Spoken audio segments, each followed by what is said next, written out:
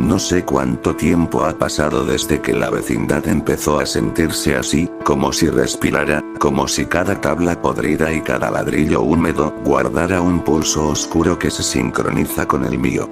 Antes creía que todo se oía porque hacía eco. Ahora estoy seguro de que la vecindad escucha, observa y aprende de cada cosa que hacemos. Y cuando cae la noche, pareciera que quiere devorarnos. Dormía dentro del barril, o al menos intentaba hacerlo, cuando comenzaron los ruidos.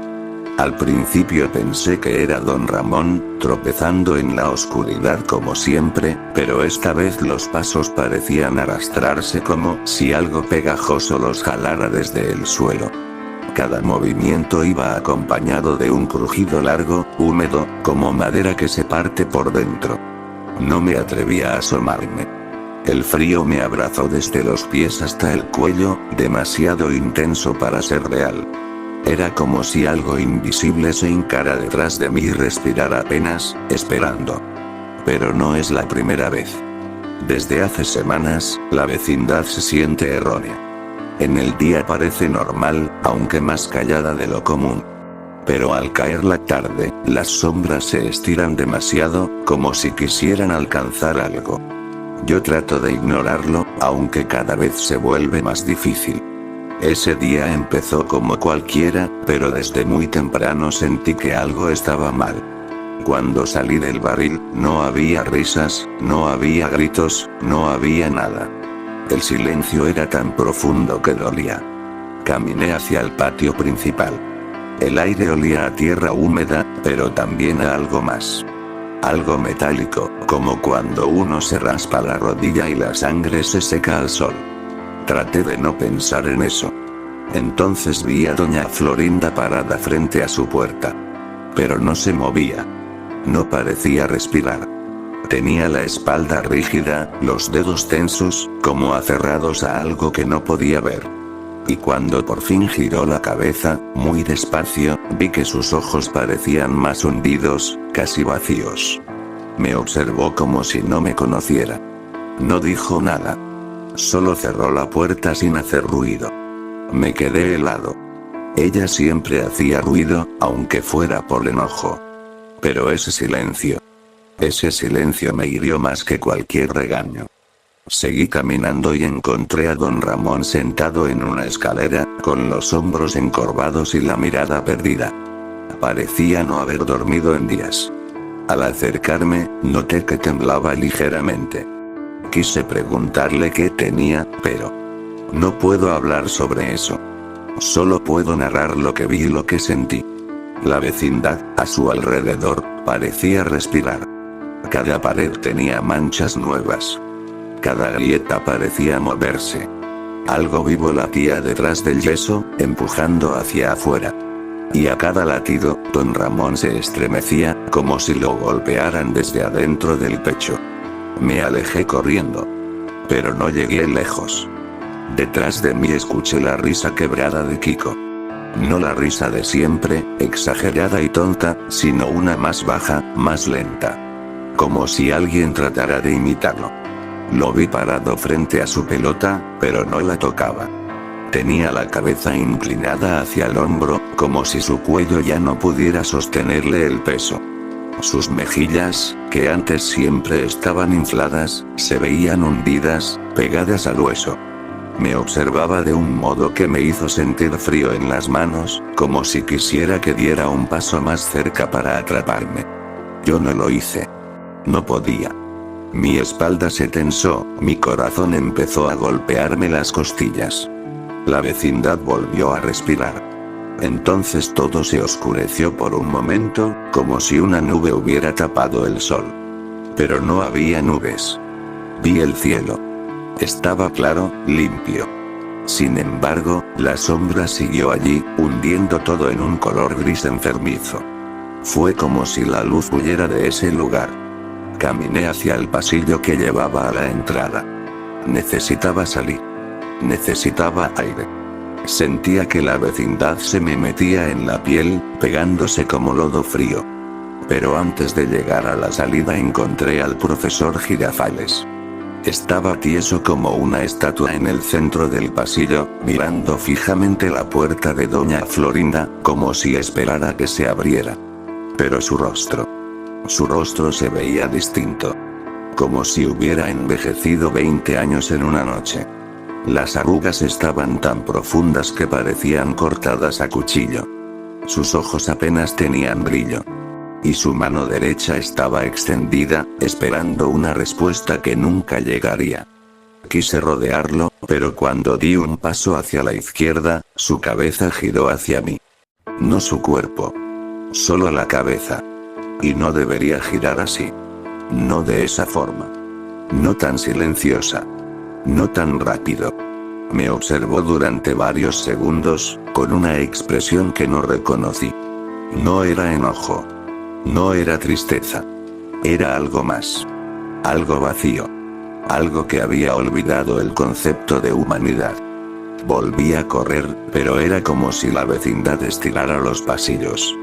Corría y corría, pero todo seguía igual. Las paredes parecían acercarse, y el suelo vibraba con cada latido que no era mío. Entonces escuché el portón principal. Se abrió solo, chirriando como si algo enorme lo empujara desde el exterior. Era el señor Barriga con ñoño. Pero algo estaba mal en ellos también. El señor Barriga tenía la mano presionada contra el pecho, respirando como si el aire se hubiera vuelto espeso. ñoño, por su parte, miraba alrededor con los ojos llenos de lágrimas, pero sin parpadear. Y detrás de ellos había una sombra que no correspondía a nadie. Una forma grande, encorvada, que se pegaba a sus pies como si estuviera amarrada a ellos. Cuando me vieron, ambos retrocedieron un paso, como si yo también estuviera cambiado. Como si vieran algo en mí que yo no podía ver. Y por primera vez en muchos días, entendí la verdad. La vecindad no estaba mal. Los malogrados éramos nosotros. O, quizás, solo yo. Algo dentro de mí se movía. Algo pequeño, retorcido. Y cada vez que caminaba, sentía como subía un poco más, como si quisiera llegar hasta mi cabeza y tomar control de todo. La vecindad respiraba. Yo también. Pero no con mis pulmones. Y el día apenas estaba empezando. No sé en qué momento el día empezó a caerse a pedazos. Quizá siempre estuvo roto y yo apenas ahora lo noto. Quizá la vecindad ya estaba perdida desde antes de que yo llegara, y lo único que hice fue abrir los ojos demasiado tarde. Lo único cierto es que, mientras avanzaba por el patio, todo a mi alrededor empezó a torcerse, como si las paredes hubieran decidido revelar su verdadera forma. El aire se puso pesado, espeso como lodo. Cada respiración me arañaba la garganta. Las sombras ya no se escondían en las esquinas. Ahora caminaban entre nosotros, se arrastraban por las paredes, se metían en los huecos del suelo. Y aunque intentaba no mirarlas directamente, sabía que también me observaban. Me quedé quieto junto a la fuente seca. El agua había desaparecido días antes, pero ahora parecía aún más vacía. Como si nunca hubiera contenido nada. Como si estuviera esperando que alguien la llenara con algo más oscuro que agua. Vi a Kiko acercarse desde el otro lado del patio. Su cuerpo se movía extraño, tembloroso, como si sus piernas ya no fueran suyas. Su pelota se arrastraba detrás de él aún sin tocarla, como si algo invisible la empujara. Sus mejillas hundidas y sus ojos apagados parecían pedir ayuda, pero su postura rígida decía otra cosa. Que ya no podía ser salvado. Dio un paso hacia mí. Luego otro. Y otro. Cada pisada sonaba como si aplastara algo vivo. Me eché atrás instintivamente, pero mi espalda chocó contra la fuente. No podía escapar. Kiko se detuvo a solo unos metros de mí, y por un momento creí que iba a levantar los brazos, como solía hacerlo cuando quería presumir o quejarse. Pero no lo hizo. Sus manos quedaron colgando, flácidas, inertes. Fue entonces cuando escuché los pasos del profesor Girafales. Pasos que no eran normales. pasos que parecían seguir un compás desconocido, como si él no decidiera cuándo avanzar. Se detuvo justo detrás de Kiko. Su rostro seguía con aquellas arrugas profundas, con esos ojos vacíos que parecían no enfocarse en nada. Sin embargo, ambos, él y Kiko, estaban orientados hacia mí. Como si algo dentro de ellos quisiera que no me moviera. La vecindad respiró. Un suspiro largo, húmedo, frío. Un suspiro que no venía de ningún lugar, sino de todos a la vez. Me giré desesperado buscando a don Ramón. Sabía que él no me dejaría solo. Nunca me dejaba solo. Pero cuando lo encontré, estaba sentado donde lo había visto por la mañana, con la cabeza entre las manos. Su cuerpo temblaba, pero no de frío. Temblaba como si luchara contra algo que ya lo tenía atrapado desde adentro. Supe entonces que nadie podía ayudarme. Ni él. Ni doña Florinda. Ni el profesor. Ni Kiko. Ni siquiera el señor Barriga, que estaba rezagado en el portón, como si su cuerpo no quisiera entrar más en ese lugar, aunque su sombra, la que no le pertenecía, lo empujaba hacia adelante poco a poco. Todos parecían marionetas rotas. Como yo. La presión dentro de mi pecho volvió. Ese algo que había sentido en la mañana, pequeño y retorcido, ya no era pequeño. Se movía con fuerza, como si quisiera romperme desde adentro. Cada latido era más doloroso que el anterior. Me llevé las manos al estómago, tratando de contenerlo, pero mis dedos se hundieron en la piel de una manera que no debería ser posible. Sentí como la carne se acomodaba, como los huesos crujían, como algo subía lentamente hacia mi garganta. Quise gritar, pero no salió sonido. Solo el eco suave de la vecindad respirando. Entonces comprendí la verdad. No era que la vecindad estuviera viva. Es que algo había entrado en nosotros. Algo que la vecindad llevaba años ocultando bajo el suelo húmedo, entre los muros agrietados, en las sombras largas del pasillo. Algo que había estado esperando el momento perfecto. Había estado alimentándose de nuestra tristeza, de nuestras peleas, de nuestro cansancio. De nuestro abandono. De mi soledad. Y ahora estaba lista para tomar lo que siempre quiso. A nosotros. El cielo se oscureció sin aviso. No era de noche. Era como si un manto espeso, casi sólido, hubiera caído encima de la vecindad, enterrándonos vivos sin necesidad de tierra. No pude ver más allá de un par de metros. Todo se volvió gris, como si el mundo hubiera sido borrado. Los demás comenzaron a acercarse. Uno por uno. Sin prisa, sin emoción, sin miedo. Doña Florinda salió de su casa, con la mirada más vacía que nunca. Su sombra, antes pequeña, ahora se estiraba hasta mis pies. Ñoño y su padre fueron empujados por la oscuridad detrás de ellos.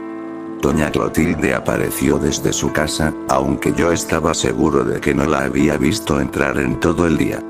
Formaron un círculo alrededor mío. Nadie hablaba. No podían. Lo que los controlaba no tenía voz. La presión dentro de mí llegó al cuello. Mis ojos lagrimearon sin que yo quisiera.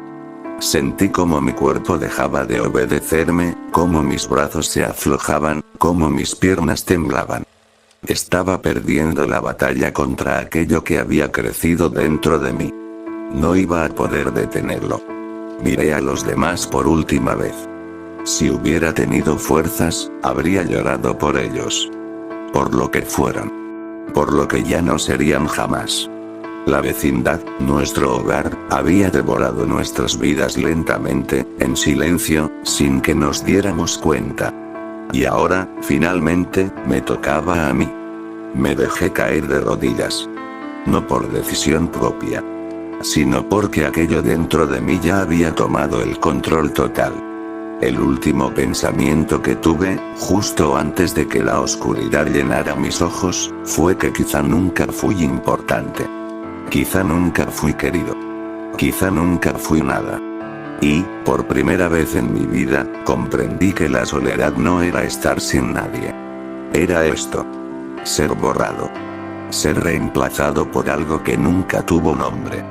Mi cuerpo dejó de ser mío. Mi mente dejó de ser mía.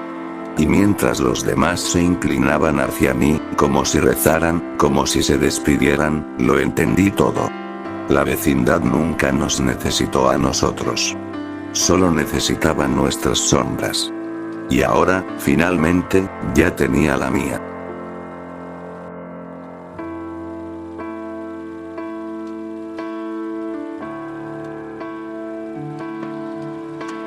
¡Toma! No te doy otra más porque presta para que te salga.